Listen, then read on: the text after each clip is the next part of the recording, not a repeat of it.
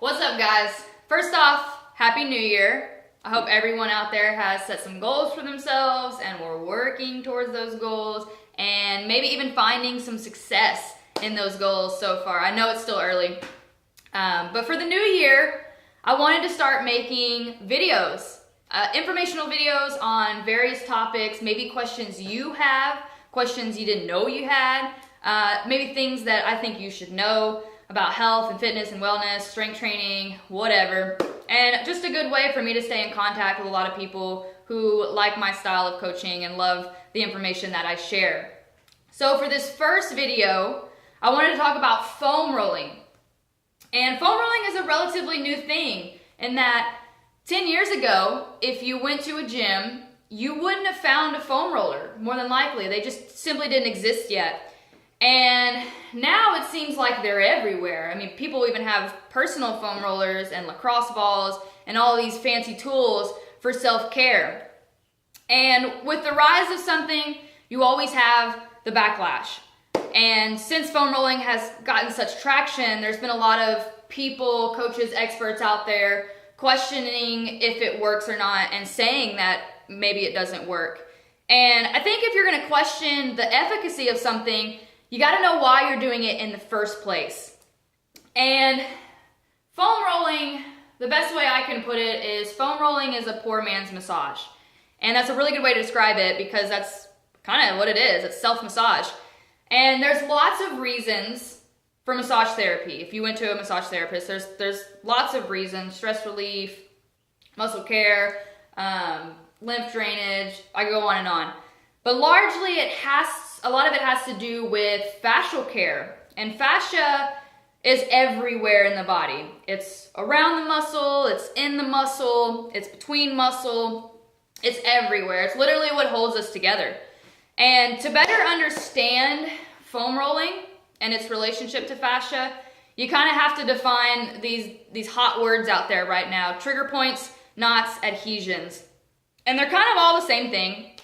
A trigger point is an area of tenderness, and they can be specific in location and nerve. They often have referred pain. So the best example I can give you is a lot of times people, when they have trigger points in their trap, they'll feel pain up into their skull, or maybe even have headaches. They can feel pain down their arm, but there's just referred pain that's maybe outside of the area you would think it should be. And there's various types of trigger points. There's fascial, myofascial, cutaneous, ligamentous, various types. And we also have adhesions, and adhesions are knots. And if I found one, it literally would feel like a pebble in your muscle if I ran my finger across it. And what those are is they're buildups of collagen. And it's a thickening of fascia. It's just added collagen. And this can happen for a number of reasons. Intense training, which is why we see it more often now, people who are partaking in some intense training regimens. Chronic stress, people who are stressed are always holding tension. Immobility and posture. Posture is a big one. That's actually one I suffer from in my shoulders. I have adhesions because I don't always have the best posture. And it happens because the body feels the need to fortify the tissue.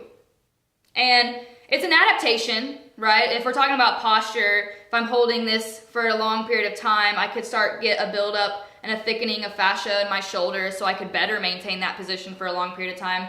But it's kind of, in a way, it's a mess-up adaptation in that the thickening of the fascia and these deposits of collagen can create problems for us, and that I can have reduced circulation simply because of traffic. Blood is having a really hard time getting in and out because it's so congested now. There's just an increase in tissue density.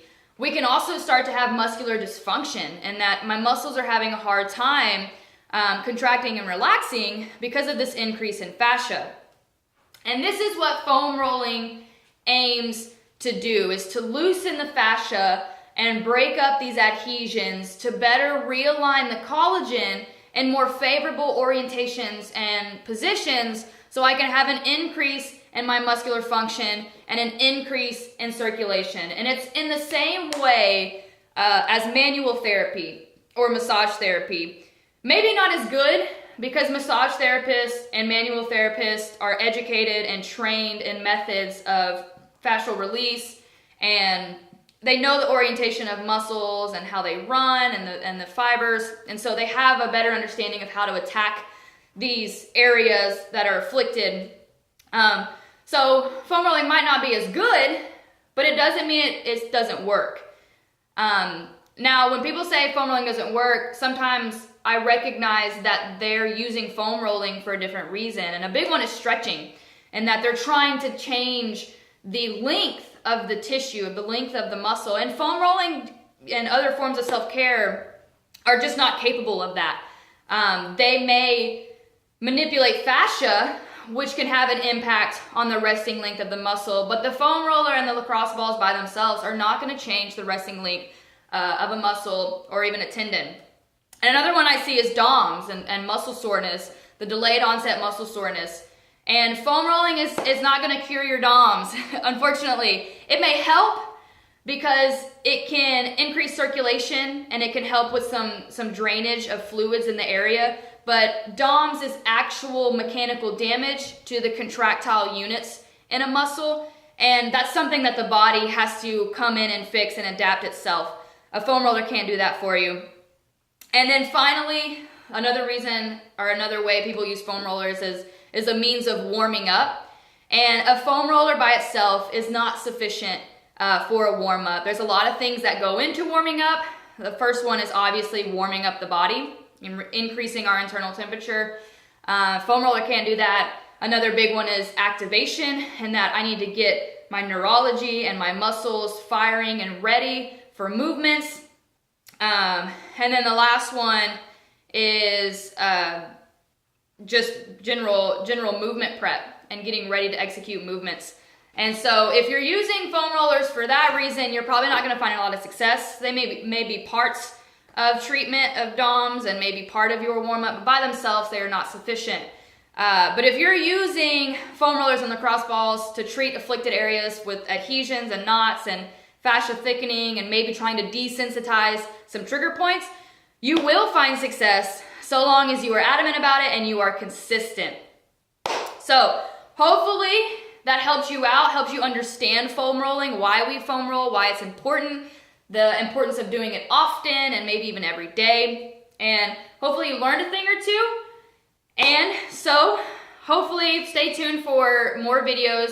I want to make videos of all sorts and I need your help. Feel free to send me messages of questions you have, things you want me to talk about, and I will do my best to answer them. If I don't know the answers, I will find out and I will get that information out there. So thank you for watching. If you've made it this far, thank you so much. I love all of you guys and I hope to hear from you soon. Look out for my next videos. Peace.